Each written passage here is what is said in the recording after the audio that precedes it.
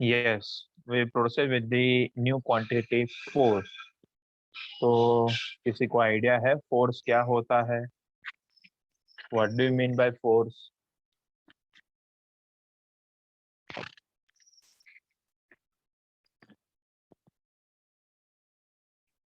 What do you mean by force, बोलो।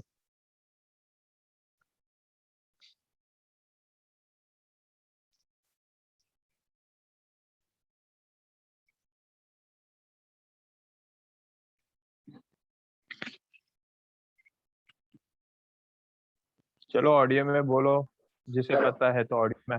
हाँ जी बोलिए। Sir it is motion of an object. Motion of an object ऐसा हम नहीं कह सकते देवम भाई। चलिए फिर, पुश और पुल किसी ने लिखा है? किसी ने नहीं, आई थिंक सो दो लोगों ने लिखा है।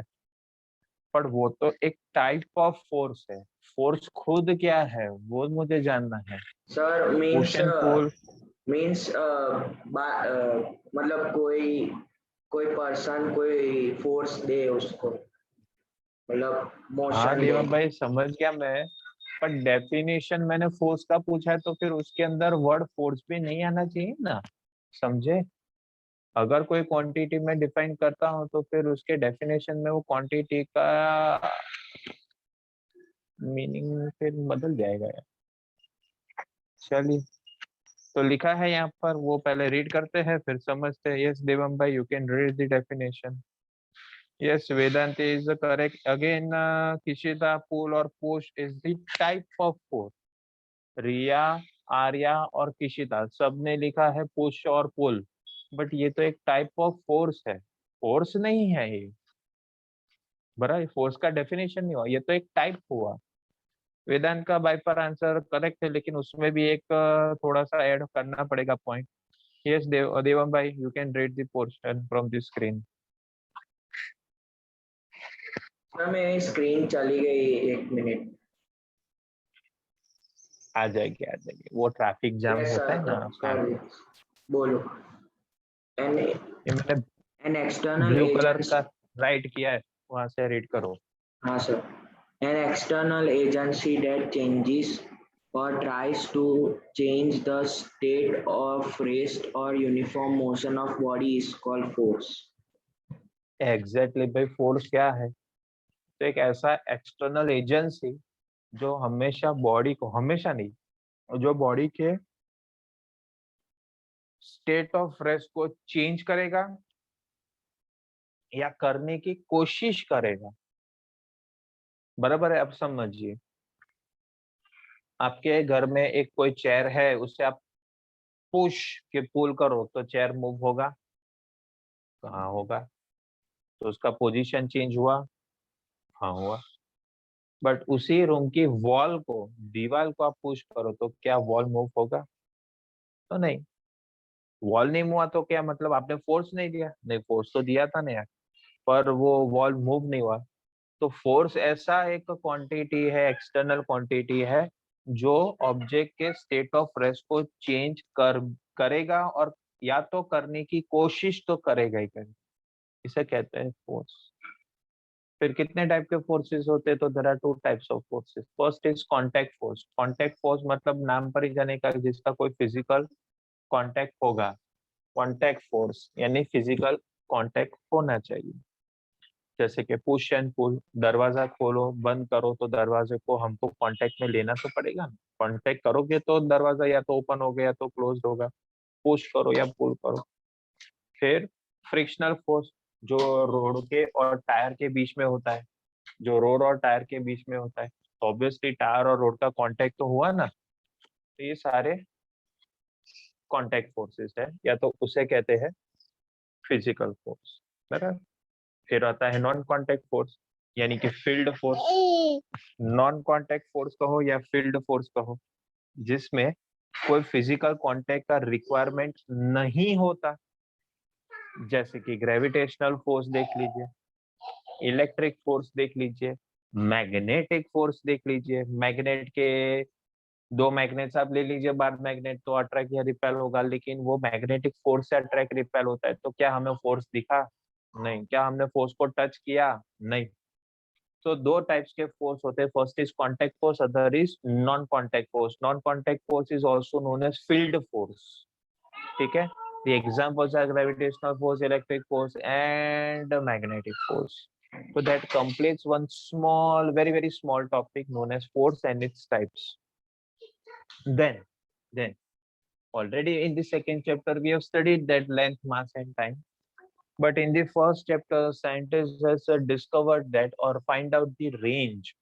Okay, what is the minimum to minimum measurement of mass, length and time, and what is the maximum to maximum measurement of mass, length and time.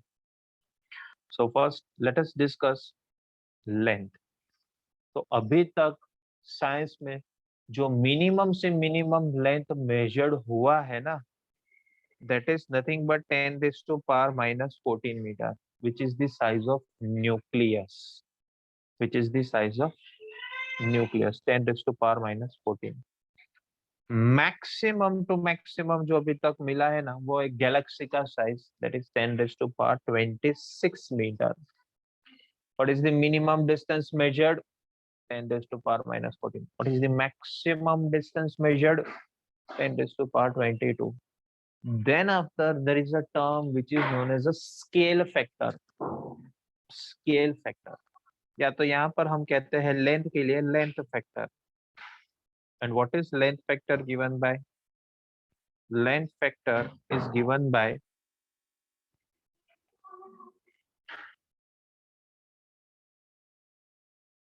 ratio of maximum value by minimum value. Maximum value by minimum value. अब आप देखिए length factor में maximum value कितना है जी? 10⁻26. Minimum value कितना है? 10⁻⁻14. अब ये जब -14 ऊपर जाएगा तो प्लस हो जाएगा, तो 26 + 14 कितना हुआ?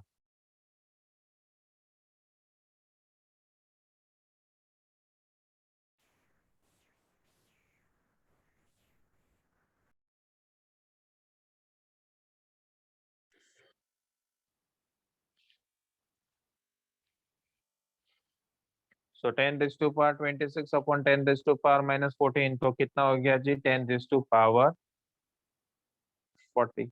इसे कहते हैं length factor. Length factor is nothing but a ratio of higher value by lower value, या maximum value by minimum value. Please confirm it. यहाँ तक का एक्सप्लेनेशन सबको क्लियर हुआ? यहाँ तक का एक्सप्लेनेशन सबको क्लियर Yes, हुआ sir. कि नहीं? कंफर्म कीजिए. ओके ओके ओके जी.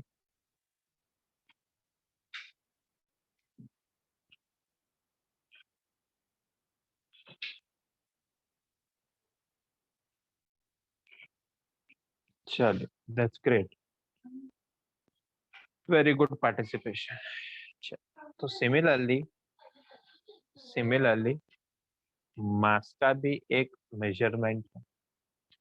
मिनिमम से मिनिमम जो मास मेजर्ड हुआ है ना अभी तक, वो है इलेक्ट्रॉन का mass, which is of order 10⁻⁻30 kg. Actually -31 होता है, पर ये लोग ने अपडेशन नहीं किया अभी तक, -30 रखे, तो हम भी मान लेते हैं, चले -31 है. 12th में जाके हमें पता चल जाएगा ये 31 है, अभी 30 मान लेते हैं. So minimum to minimum measurement of mass is 10⁻⁻30, which is nothing but mass of electron. Then maximum to maximum measurement of mass is nothing but mass of universe, which is of order 10⁻55 kg. 55. बस सोचो यार, 10⁻55 यानी कितना हुआ?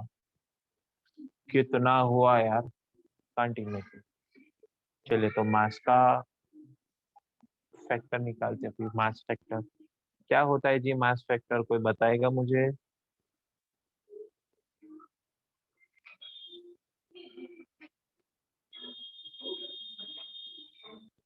बोलो, किसका ratio लेना होता है?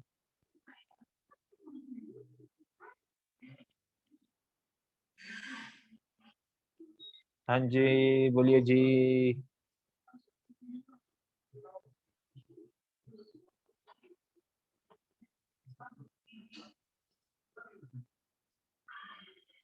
No answer.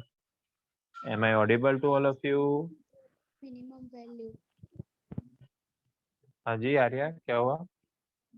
Maximum value upon minimum value. Maximum value upon minimum value, correct answer. तो मैक्सिमम वैल्यू मास का कितना है? 10⁵55. और मिनिमम? 10⁻⁻30. -30 को बोलो चलो टॉप फ्लोर पर जाओ, तो जाएगा. अच्छी बात है, सुनता है मेरी बात. तो आ जाएगा आपका मास फैक्टर कितना? 10⁻85. ये हमने दो फैक्टर्स अभी सीखे. लेंथ का सीख लिया, मास का सीख लिया. अभी कौन सा टाइम, अभी कौन सा क्वांटिटी बाकी? तो टाइम. टाइम के लिए ऐसा कुछ टाइम का मेजरमेंट नहीं हुआ है कि टाइम मिनिमम इतना होता है, मैक्सिमम इतना होता है. बट हाँ, हम फाइंड कर सकते हैं. हम फाइंड कर सकते हैं. कैसे फाइंड कर सकते हैं? तो देखते हैं ना कैसे फाइंड करते हैं. क्या आपको ये कुछ जानकारी है कि लाइट होता है, लाइट, तो उसका स्पीड कितना होता है वैक्यूम में? ये जानकारी है क्या किसी के पास?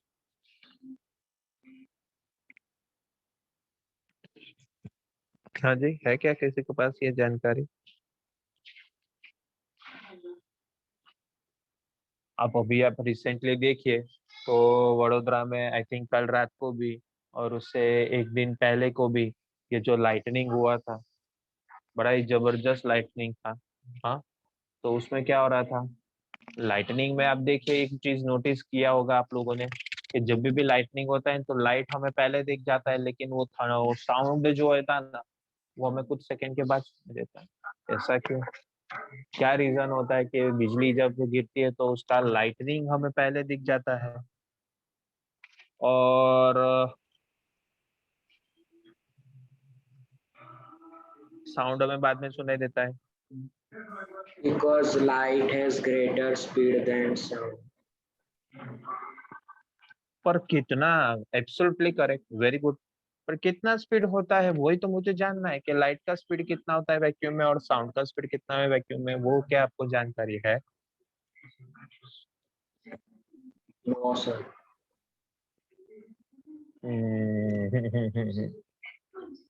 वेदांत भाई, क्या लिखा वेदांत भाई ने? 1 2 3 4 5 6. ओके जी. और वेदांत भाई, ये किसके लिए आंसर लिखा आपने? किशिता ने भी लिखा, पर ये किसके लिए लिखा आपने? लाइट के लिए कि साउंड के लिए? किशिता ने मेंशन किया है. चलिए, करेक्ट आंसर. तो my dear students, correct answer is yes Vedant. Okay, correct correct.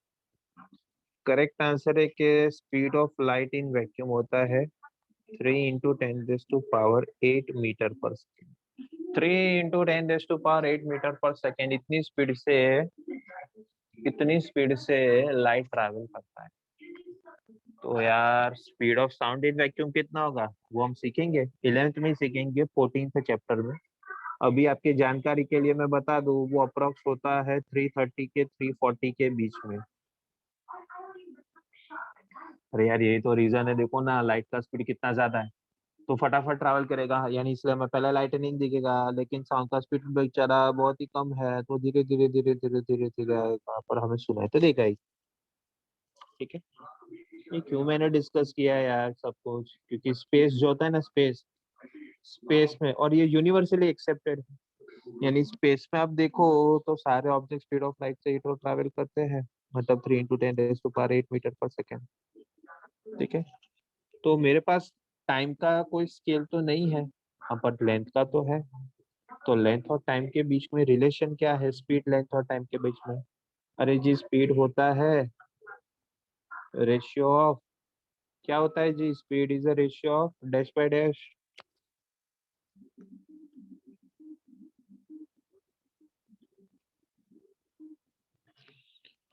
बोलो अनम्यूट होकर. बे हम कम लोग हैं ना, कम पार्टिसिपेंट्स हैं हम लोग. देखिए, तो ऑडियो में आंसर्स देना आपको कन्वीनियंट रहेगा। फटाक से ऑडियो ऑफ किया और बोल दिया। देखिए ज्यादा लोग होते तो चलिए अभी समझा, कम सर लोगों एस में मैसेज। हाँ जी बोलो, टी अपॉन टी है। फिर से बोलो।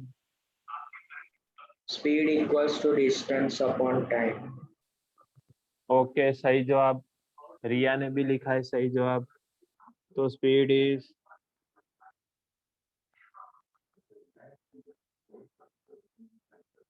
Distance upon time. तो v is equals to D by T. अरे जी, तो टाइम का इक्वेशन क्या हो जाएगा? डिस्टेंस अपॉन स्पीड होगा। स्पीड कितना है लाइट का? 3 into 3 10 into raised 10 to raise 8। पर 3 को बोल तू जा, चल जा, मेरे को सिर्फ पावर का काम है। तो 3 बोलता है ठीक है मैं चला जाता हूँ, आप लोग ने मेरा इंसल्ट किया है तो मैं जाता हूँ, मैं नहीं आऊंगा। तो हमने भी बोला था जा, तेरा कोई काम नहीं, अभी नहीं आया ना, बाद में आना। तो चला गया। रह कितना गया भाई? 10⁻8 मीटर पर सेकेंड। अब आप देखिए डिस्टेंस का हमारे पास क्या स्केल था? 10⁻⁻14 मीटर टू 10⁻26 मीटर। अभी अगर हमारे पास डिस्टेंस का स्केल है, उसको अगर स्पीड से डिवाइड कर देंगे तो ऊपर हमने इक्वेशन देखा ना कि डिस्टेंस बाय स्पीड करो तो हमें टाइम मिलता है। तो लेंथ स्केल को जब आप स्पीड से डिवाइड करोगे तो आपको टाइम स्केल मिल जाएगा। तो मैं पावर पावर खेलता हूँ। स्पीड का पावर 10⁻8 मीटर पर सेकेंड, इसको भी 10⁻8 मीटर पर सेकेंड से आप डिवाइड कीजिए। तो क्या हुआ, यहाँ पर कुछ मैजिक हो गया। It's magic, it's magic. Metre बोलता है मेरे पास भी मीटर, तेरे पास भी मीटर, मीटर मीटर कैंसिल। तो अब मैंने डिस्टेंस बाय स्पीड ले लिया। अरे डिस्टेंस बाय स्पीड तो टाइम होता है। तो 8 जब 14 से ऊपर ऐड हो जाएगा तो बन जाएगा -22 सेकेंड। तो और ये 26 में से 8 चला जाएगा तो 10⁻18। This is the time scale. और अगर मुझे टाइम फैक्टर निकालना है अजी, वो क्या हो जाएगा? Maximum value by minimum value. 18 bye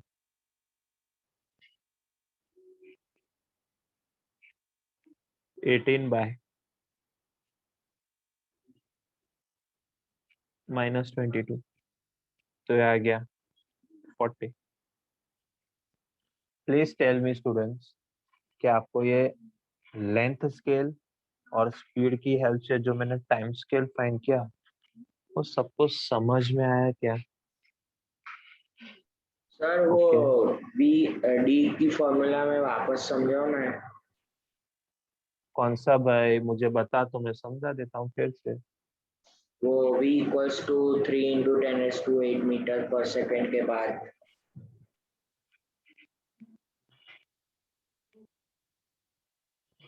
ये बात कर रहा है स्पॉटलाइट में अगर रखा उसकी बात कर रहा है? हाँ हाँ, उसके बाद वाला। तो ये तो स्पीड था ना, बराबर। अब तो ये देखिए फॉर्मूला में क्या तुझे पता चला कि D by V, distance by speed, कौन होता है? टाइम। तो ये 10⁻14 मीटर डिस्टेंस था, उसको मैंने 10⁻8 मीटर पर सेकेंड स्पीड से डिवाइड किया ना, हाँ मतलब डिस्टेंस की तो मुझे स्केल कौन ली। मिला? हाँ जी। डिस्टेंस की स्केल लिया।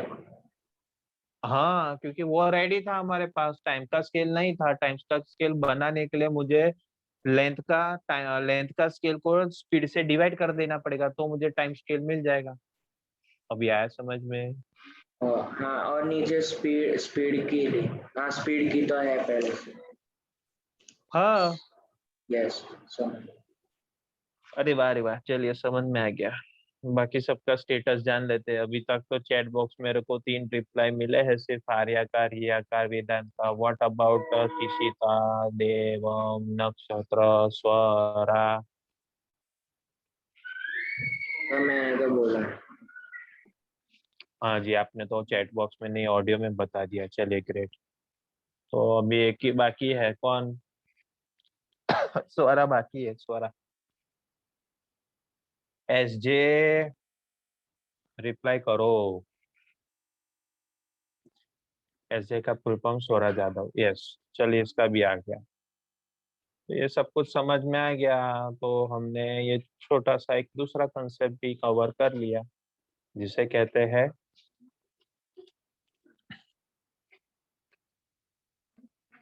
फंडामेंटल क्वांटिटीज के रेंजेस, मास, लेंथ और टाइम।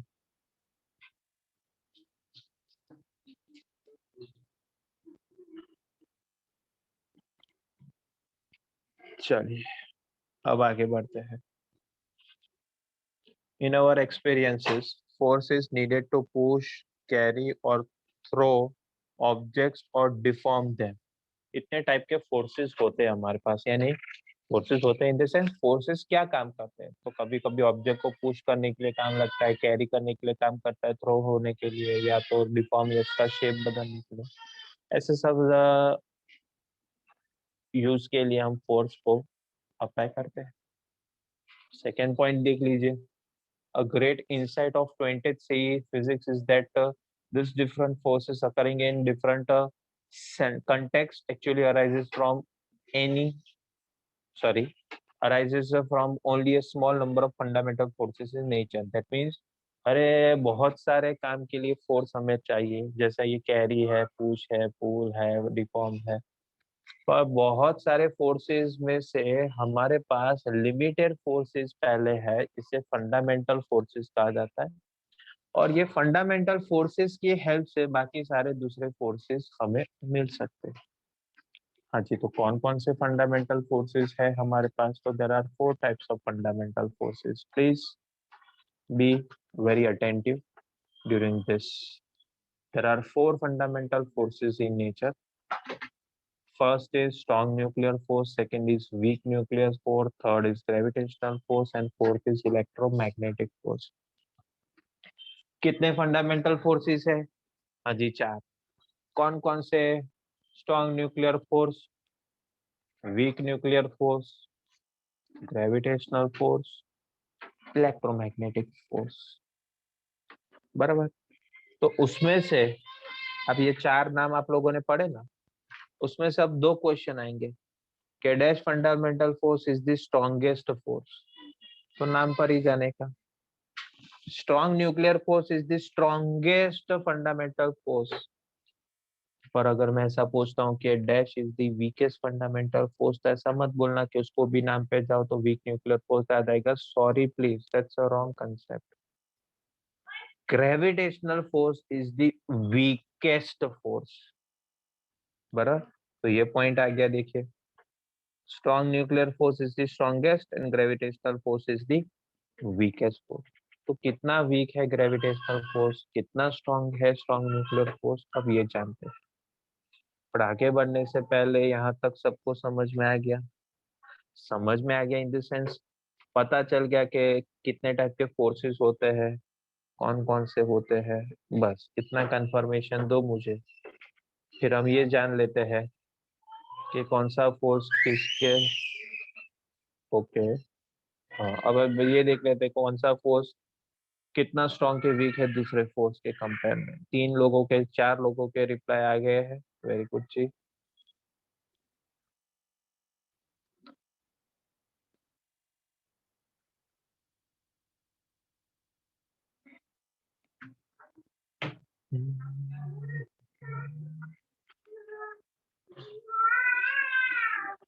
अभी के लिए ये रेड कलर का मैंने डॉट, आप देखो तो ग्रेविटेशनल फोर्स पे रखा है। इसका मतलब ये लगा, इसका मतलब ये हुआ कि ग्रेविटेशनल फोर्स को मैंने अभी रेफरेंस में रखा है। I am taking gravitational force as a reference. तो जो रेफरेंस होता है ना जी, उसका वैल्यू 1 होता है। ऑब्वियसली रेफरेंस 1 होगा। तो अब आप देखिए इलेक्ट्रोमैग्नेटिक फोर्स का क्या रेंज है, range in the sense electromagnetic force कितना स्ट्रांग है कंपेयर टू ग्रेविटेशनल फोर्स, का आंसर आएगा 10⁻37 times. Electric force 10⁻37 times stronger होता है compare to gravitational force. Weak nuclear force कितना है तो 10⁻26। स्ट्रॉन्ग न्यूक्लियर फोर्स कितना है तो सबसे स्ट्रॉन्ग है देखिए 10⁻39। ये सीक्वेंस कोई भी आप, ये एक सीक्वेंस, आगे बहुत सारे सीक्वेंस है बट आप कोई भी एक सीक्वेंस याद करो तो बाकी के सारे सीक्वेंस आपको मिल जाएंगे या बन जाएंगे खुद ब खुद। बराबर। So if a question may be asked like this, कि strong nuclear force is how many times stronger than the gravitational force? So your answer should be 10⁻39. Weak nuclear force is how many times stronger than the gravitational force? So 10⁻26. Electromagnetic force is how many times stronger than the gravitational force? So 10⁻37. ये होता है range। अभी मैंने किसको reference में लिया था जी? Strong nuclear force को रेफरेंस में मैंने लिया था। अब मैं किसको रेफरेंस में लेता हूँ जी? देखिए तो मैं अब ले रहा हूँ स्ट्रॉन्ग न्यूक्लियर फोर्स को रेफरेंस में। देखो रेड कलर का डॉट आया क्या? ये आ गया रेड कलर का डॉट। किसको मैंने रेफरेंस में लिया? स्ट्रॉन्ग न्यूक्लियर फोर्स को मैंने रेफरेंस में लिया। तो जो रेफरेंस उसको 1 लिख लीजिए। अभी मैंने स्ट्रॉन्ग न्यूक्लियर फोर्स को रेफरेंस में लिया है तो बाकी के सारे फोर्सेस तो उससे वीक हो जाएंगे ना। वीक है ना, इसलिए वो 10⁻⁻ नेगेटिव पावर आपको देगा, इसलिए वो 10⁻⁻ नेगेटिव आपको देगा। कैसे फाइंड करेंगे देख लेते हैं। अब मुझे जानना है कि strong gravitational force strong nuclear force से कितना वीक है। तो ग्रेविटेशनल फोर्स का वैल्यू 1 था, इसका वैल्यू 39 था, तो 1/10⁻39 कीजिए, 39 ऊपर आ जाएगा तो आपका आंसर आ जाएगा 10⁻⁻13। तो ये देखिए पहला आंसर मिल गया। फिर देखना है मुझे कि इलेक्ट्रोमैग्नेटिक फोर्स कितना वीक है। तो 10⁻37, अरे माइनस नहीं प्लस, 37/10⁻13। जो रेफरेंस होगा उसका वैल्यू नीचे ही रहेगा। तो देखिए क्या होगा, 37 में से 39 निकालिए आप तो 2 रह जाएंगे लेकिन माइनस में, क्योंकि 39 ऊपर आएगा तो -39 हो जाएगा, तो -2। तो ये ऑर्डर बन गया। पर दूसरा भी आंसर मिला। फिर तीसरा लेते हैं वीक न्यूक्लियर फोर्स। तो 10⁻26 अपॉन 10⁻39, तो ये आ जाएगा 10⁻⁻13। तो ये देखिए तीसरा भी वैल्यू आ गया। माय डियर स्टूडेंट्स, सो गए हो कि जाग रहे हो? सबको पता चला मैंने क्या कैलकुलेशन किया? सबको समझ में आया मैंने क्या कैलकुलेशन किया, कैसे ये वैल्यूज मैंने कैलकुलेट किया? सब कुछ समझ में आ रहा है प्लीज? सर सो गए हो? सर हाँ जी। सर मतलब ये जो आपने नंबरिंग किया कि यहाँ से यहाँ मतलब 10⁻39 10⁻39 करना है तो कैसे कर, मतलब आपने वो पोजीशन कैसे दी उनको? नहीं समझ में आया भाई मुझे क्वेश्चन तेरा, फिर से। मतलब तू ये पूछ रहा है कि ये सारे नंबर्स कहाँ से आए, ऐसा तू पूछ रहा है? नो सर, मतलब आपने जो सब्ट्रैक्शन किया तो हाँ, वो कैसे मतलब किया, वो समझ में नहीं आया। सब्ट्रैक्शन तो डिपेंड करता है देवम भाई कि तू रेफरेंस क्या ले रहा है। अब देख ले, चल दूसरा एक एग्जांपल मैं देता हूँ, ये रहा देख।